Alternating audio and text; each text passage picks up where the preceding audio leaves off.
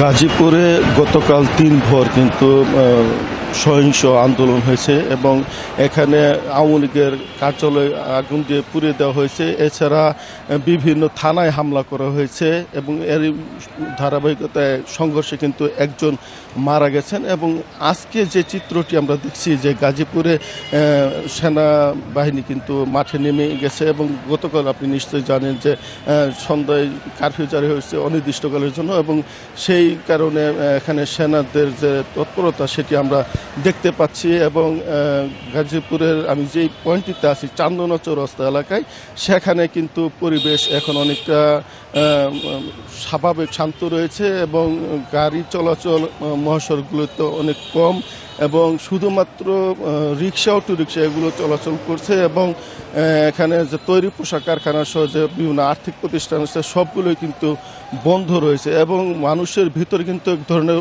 উৎকণ্ঠা উদ্বেগ কাজ করছে যে কি হয় কি না হয় এবং তারা নানা শঙ্কায় কিন্তু ভুগছেন। আমি দেখেছি অনেক জায়গায় সাধারণ মানুষ কিন্তু বাড়ি থেকে বের হচ্ছেন না অজানা আতঙ্কে এবং মোটামুটি বলা চলে যে সড়কগুলোতে কিন্তু মানুষের উপস্থিতি অনেকটাই কম।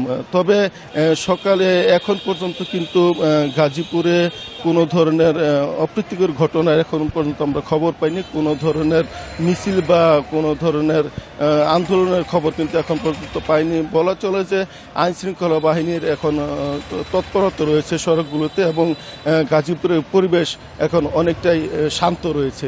এই ছিল গাজীপুরের কারফিউর সর্বশেষ খবর।